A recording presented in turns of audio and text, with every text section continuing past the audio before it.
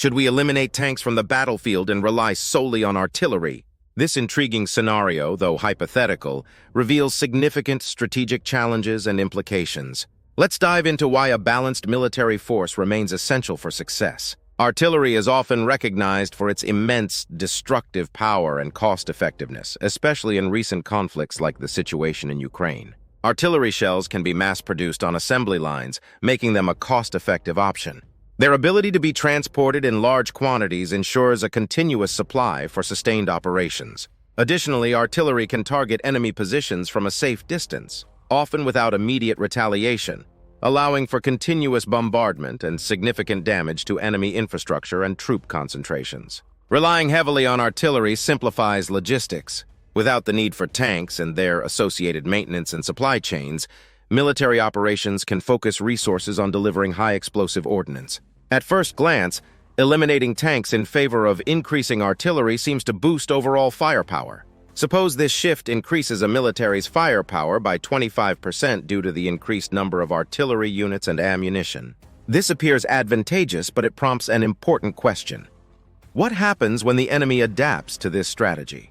If a military force eliminates tanks from its arsenal, the enemy no longer needs to carry anti-tank weapons. This shift has profound implications. Without the need for anti-tank weapons, the enemy can focus entirely on high-explosive ordnance and autocannons.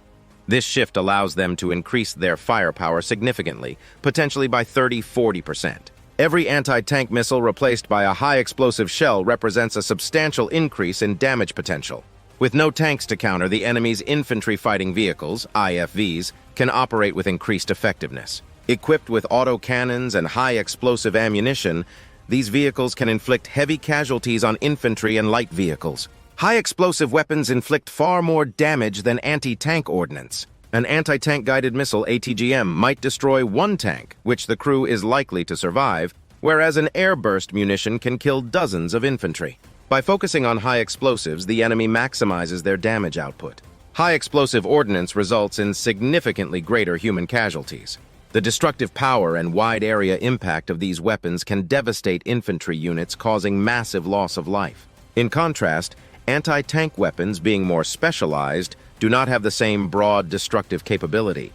The strategic consequences of eliminating tanks are significant. Without tanks, a military force becomes more vulnerable to the enemy's enhanced firepower. Infantry and light vehicles are more exposed to high-explosive attacks, leading to higher casualties and reduced combat effectiveness. While simplifying logistics seems advantageous initially, it also simplifies the enemy's logistics.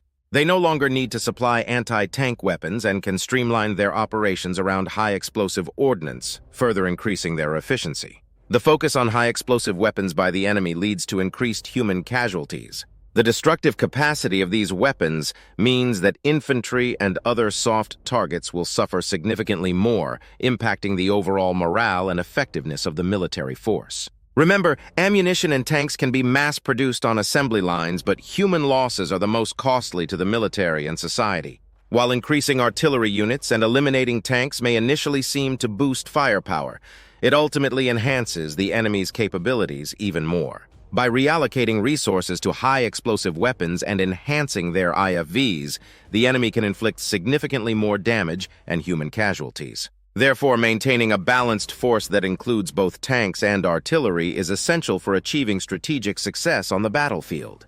The presence of tanks forces the enemy to diversify their arsenal, preventing them from focusing solely on high-explosive ordnance and maximizing their destructive potential. It's essential to note that this discussion highlights just one aspect of the complex strategic dynamics. Eliminating tanks not only strengthens the enemy, but also strips away numerous tactical options that tanks provide. Tanks play a critical role in maneuver warfare, direct fire support, and armored protection, which are irreplaceable by artillery alone. Thank you for joining us on this exploration of the strategic balance in modern warfare. If you found this video insightful, please hit the like button, subscribe to Strategic Warfare for more engaging content, and share your thoughts in the comments below.